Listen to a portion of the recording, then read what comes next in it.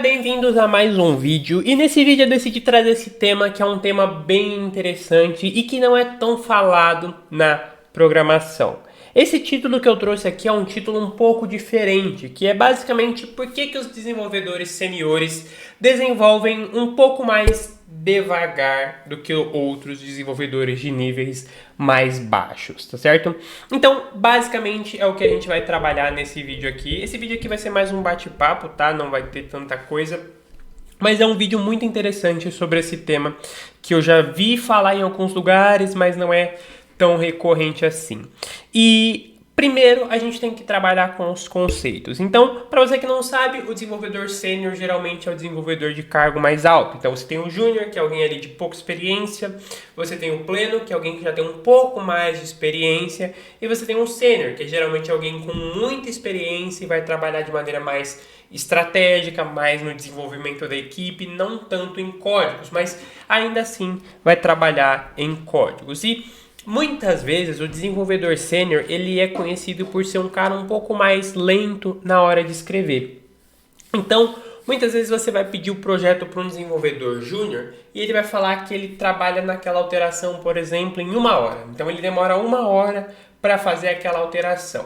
E aí você vai pedir a mesma tarefa para um sênior e muitas vezes ele vai dizer que ele demora 3 ou 4 horas para fazer aquela tarefa. E aí você pensa assim, pô, um cara júnior que tem pouca experiência resolve em 1 hora. E o cara sênior que tem anos de experiência resolve em 3 ou 4 horas. Por que isso acontece? Basicamente por experiência, né? Quando a gente fala em escrever um código, a lógica de programação ela é essencial. Então, o que é a lógica de programação? Quando você vai lá e escreve o passo a passo do seu projeto. Então eu quero fazer, sei lá, um robô de WhatsApp. Primeira coisa é trazer as bibliotecas. Segunda coisa é abrir o WhatsApp, fazer o login, configurar a mensagem, colocar os números. Então a lógica de programação é o passo a passo que você vai desenvolver aquele projeto. E o júnior geralmente ele sabe fazer isso, então ele vai desenvolver a lógica rapidinho e vai começar a desenvolver para você. Só que quando a gente fala de um projeto em larga escala, muitas vezes o júnior ele não vai pensar nos possíveis efeitos em cascata que aquela alteração pode gerar.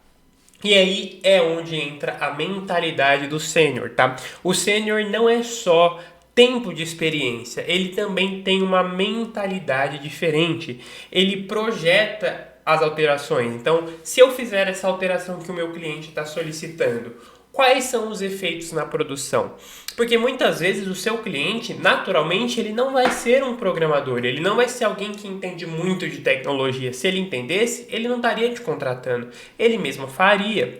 Então, ele não está pensando na parte técnica, ele só quer ver a alteração final lá no site, lá no aplicativo dele. E o sênior, ele entende isso, ele entende que toda alteração gera uma cascata de coisas, tá? Não necessariamente uma cascata de erros, mas uma cascata de efeitos.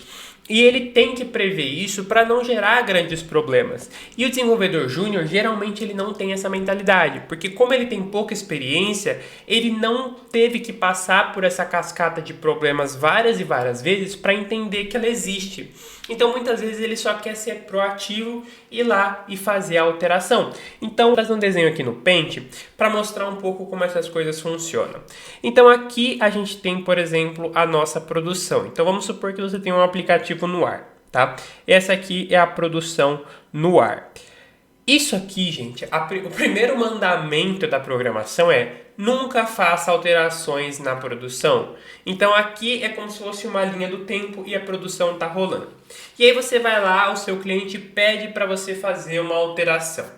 O júnior, ele vai simplesmente fazer alteração. Então, como é que você faz uma alteração? Primeira coisa, você abre uma ramificação, tá? Existem nomes técnicos para isso. Eu não vou trabalhar com tantos nomes técnicos aqui para ficar mais fácil e mais didático. Mas se você já é um pouco mais hardcore, eu vou fazer algo mais simples aqui, tá? E aí você vai abrir como se fosse uma ramificação. Então, é como se fosse um clone da nossa produção principal para você trabalhar nas alterações. E aí, nessa parte de cima aqui, é onde você vai trabalhar todas as alterações. Você vai fazer os testes, você vai fazer as validações. Quando os erros acontecerem, eles precisam acontecer aqui em cima, tá? Vão acontecer todos os erros, você vai solucionar esses erros.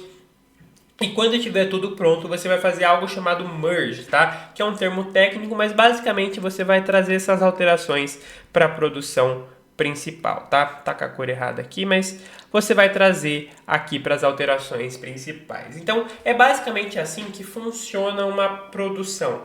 Então, você tem a sua produção rolando aqui, você precisa de uma alteração? Beleza, você ramifica, faz todas as alterações aqui em cima, faz os testes, validações, testes unitários e quando tiver tudo rodando limpo, você faz o merge, tá? Que é basicamente trazer essa alteração para a produção principal.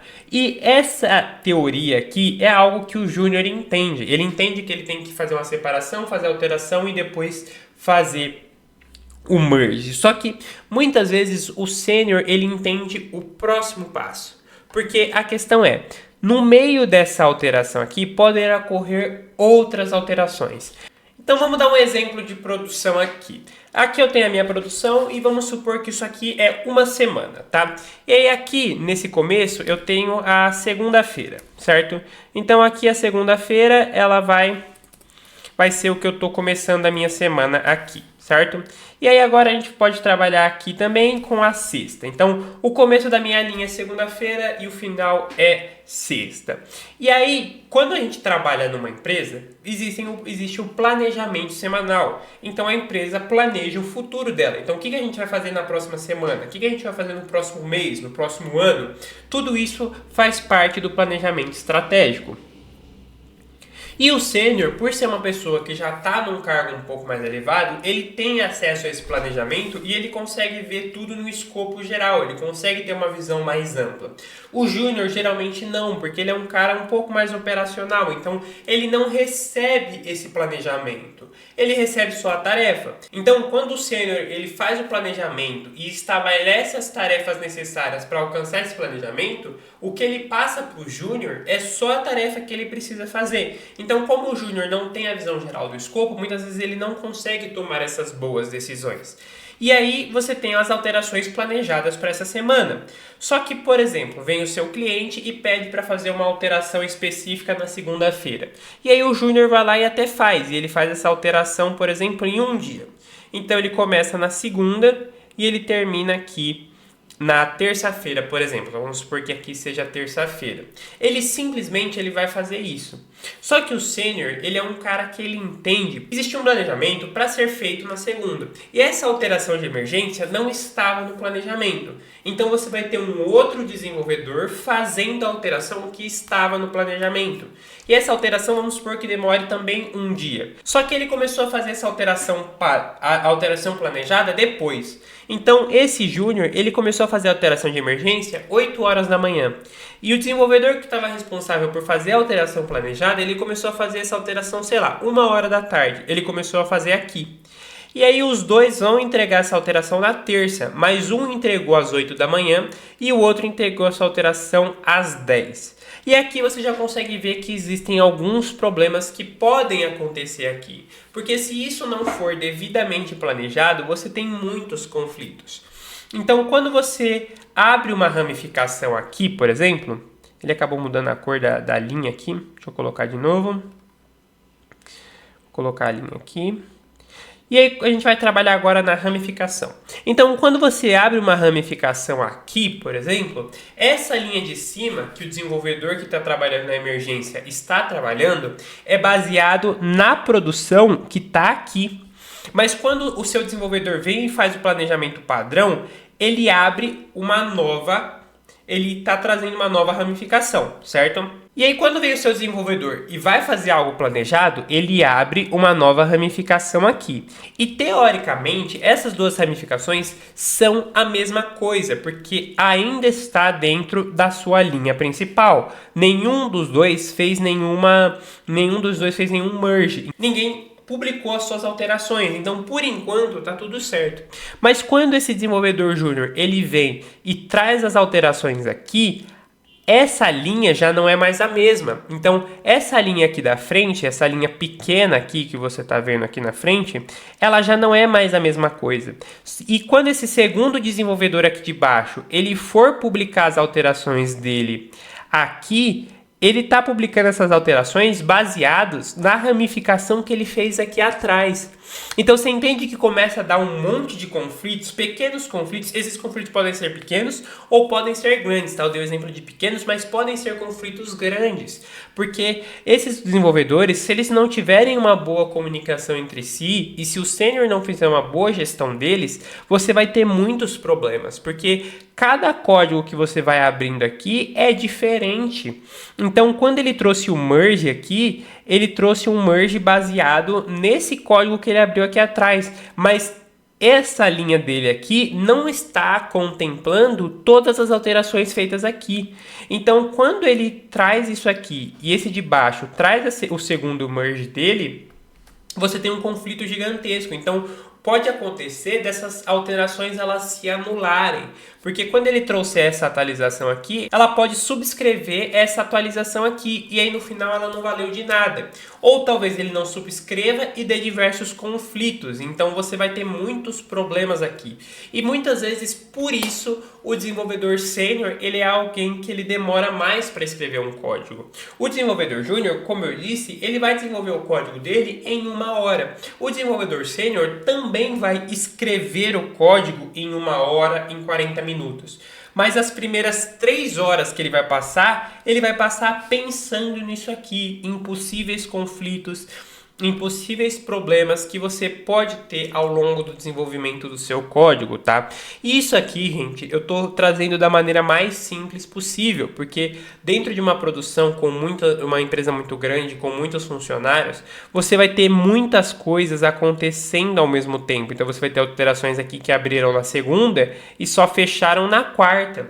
Você vai ter alterações aqui que abriram na terça e fecharam só, por exemplo, na sexta. E aí nesse meio tempo você vai ter diversas alterações acontecendo aqui e você vai ter diversos pequenos conflitos acontecendo aqui também. Então toda vez que você abre e aí fecha alguma coisa antes de você fechar o que você abriu, você tem possíveis conflitos. Então sempre pense nisso aqui, tá? Se você abrir uma alteração, toda vez que fechar uma alteração no meio dela, você vai ter pequenos conflitos, porque esses códigos aqui, eles já não são mais o mesmo, tá? Ainda que seja a sua produção, isso aqui não é mais a mesma coisa que era quando você abriu a ramificação. E o sênior, ele entende isso, ele consegue ver isso aqui no escopo geral e consegue ver que cada alteração vai gerar uma cascata de efeitos. Podem ser efeitos positivos ou negativos, mas na maioria das vezes vai ser negativo porque você tem diversas alterações sendo publicadas simultaneamente e se forem feitas da maneira errada, uma vai subscrever a outra, as atualizações podem se anular. Então, quando você traz essa aqui, por exemplo, ela pode anular esse meio termo aqui e aí você vai ter um problema. Porque o seu cliente pediu uma alteração, você fez essa alteração subiu, ele aprovou, só que aí passou um dia e veio alguém e colocou uma outra atualização que anulou a primeira. Então, isso aqui é a mente de um sênior, tá? Ele tem que prever tudo isso aqui. Se ele não prever, muito provavelmente ele está fazendo alguma coisa de errado, tá? E vale ressaltar, não significa que o sênior ele tem que prever todos os erros que existem. Não tem. Todo mundo vai errar. Mas o sênior ele não pode cometer erros muito básicos. Então pensa numa criança. Uma criança de 1 ano ou 2 é normal que ela coloque o dedo na tomada e tome um choque. Mas um adulto de 30 anos não é normal que ele coloque o dedo, porque ele sabe que aquilo ali é um erro. Então o sênior, naturalmente, ele vai cometer erros, mas é normal que ele cometa erros de sênior, não é normal que um sênior cometa erros de júnior.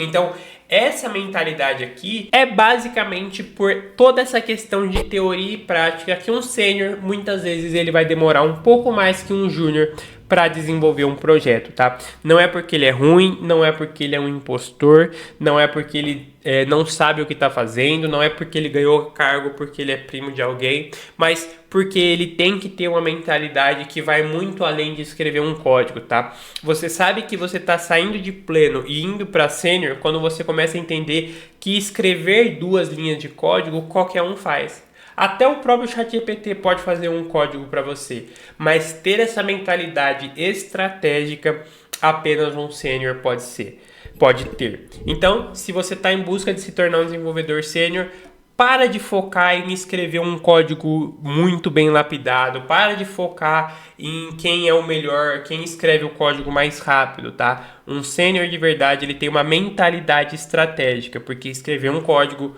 qualquer inteligência artificial pode, mas ter uma mente estratégica, nenhuma inteligência artificial consegue, tá certo? Por esse vídeo é só isso, fico por aqui, se inscreve no canal, like no vídeo, e se você gosta desse tipo de vídeo, comenta aqui embaixo, tá bom? Fico por aqui e até a próxima.